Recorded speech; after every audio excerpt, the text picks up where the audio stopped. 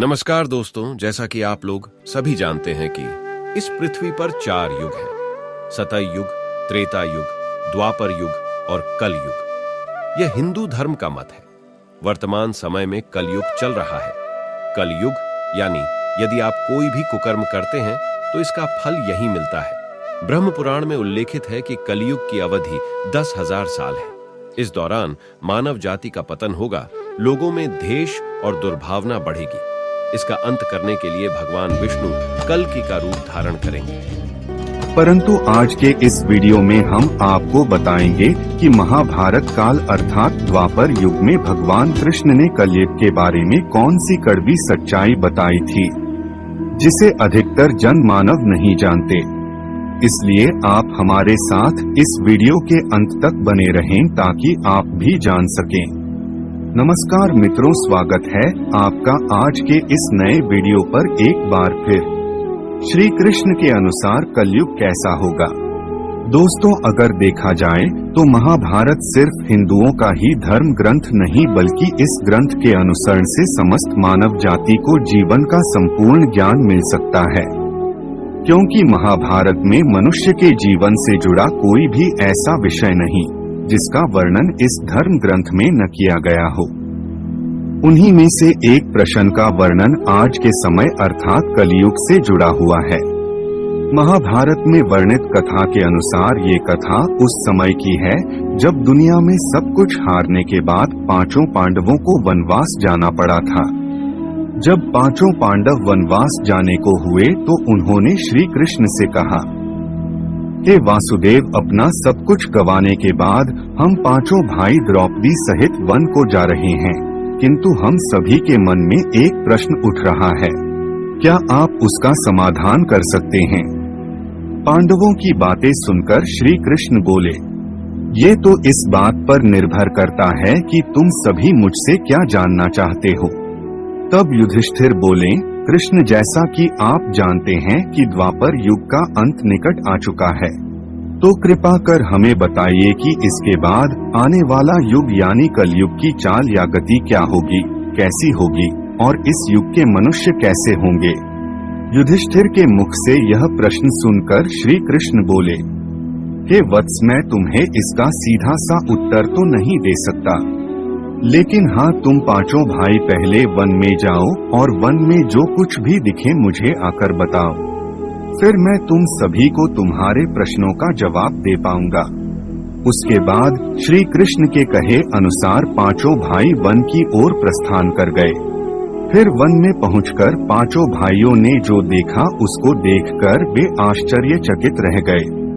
और फिर शाम को आकर 5 पांडवों ने एक एक कर श्री कृष्ण को बताया कि उन्होंने क्या देखा। शाम को जब 5 पांडव श्री कृष्ण के पास वापस आए तो सबसे पहले युधिष्ठिर ने उन्हें बताया कि उन्होंने क्या देखा।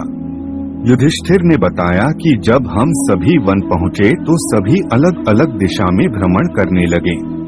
तब मैंने देखा कि एक हाथी के 2 सुढ़ हैं और यह देखकर मेरे आश्चर्य का ठिकाना न रहा। फिर अर्जुन ने बताया कि हे वासुदेव, मैंने एक पक्षी को देखा जिसके पंखों पर वेद की रचनाएं लिखी हुई थी और वह मरे हुए जानवर का मांस खा रहा था।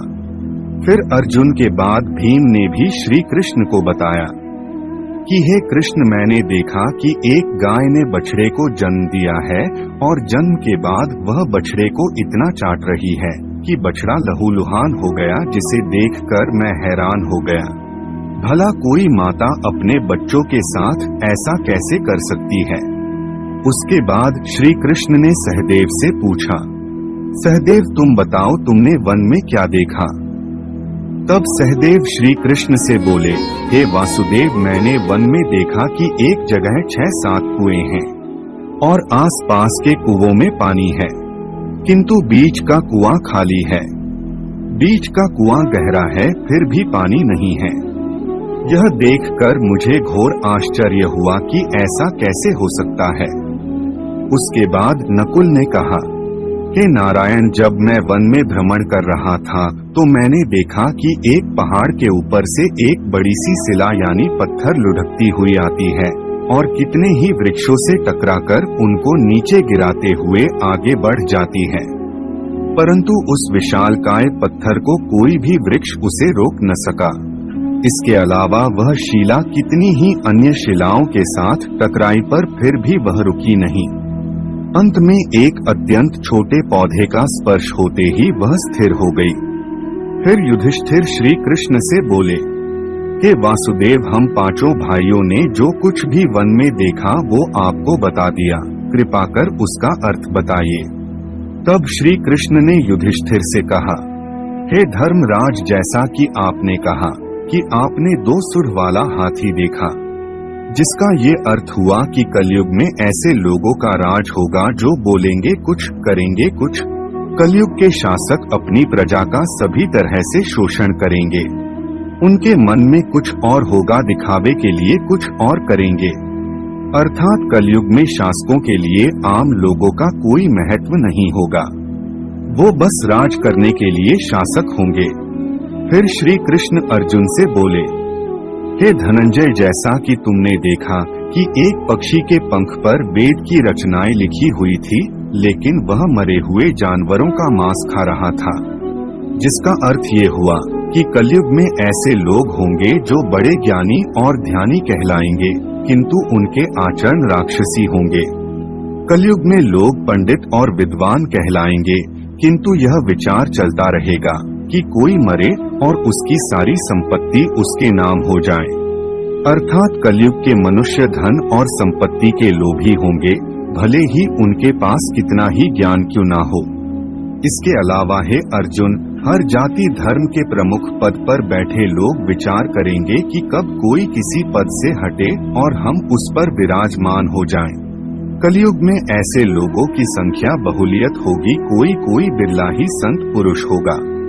अर्जुन के बाद श्री कृष्ण भीम से बोले, हे गदाधर, जैसा कि तुमने देखा कि गाय अपने बछड़े को इतना चाटने लगी कि वो बछड़ा लहूलुहान हो गया।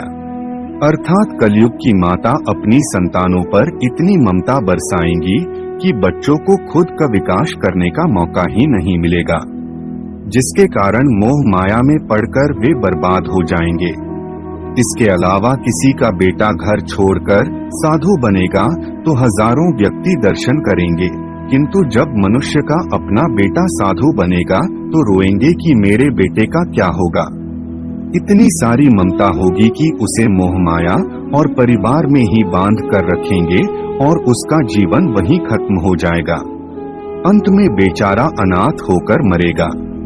भीम जब श्री कृष्ण के जवाब से संतुष्ट हो गए, तब भगवान श्री कृष्ण ने सहदेव से कहा, सहदेव, जैसा कि तुमने बताया कि तुमने वन में 6-7 कुओं के बीच एक कुआं एकदम खाली देखा, जिसका अर्थ ये हुआ कि कलयुग में पैसे वाले अर्थात धनी लोग अपने पुत्र पुत्री के विवाह में या फिर आलीशान भवन बनाने में लाखों रुपए खर्च कर देंगे, परंतु उनके पड़ोस में ही यदि कोई भूखा प्यासा मर रहा होगा तो वह उसकी कोई सहायता नहीं करेंगे।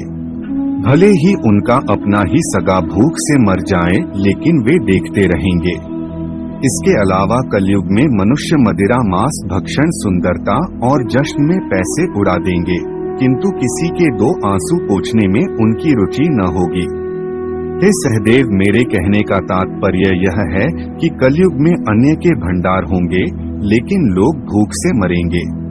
सामने महलों बंगलों में ऐसो आराम चल रहे होंगे, लेकिन पास की झोपड़ी में आदमी भूख से मर जाएगा। एक ही जगह पर असमानता अपने चरम पर होगी। श्री कृष्ण की बातें सुनकर सहदेव को सारी बातें समझ में आ गई। तब श्री कृष्ण ने नकुल से कहा, नकुल, जैसा कि तुमने बताया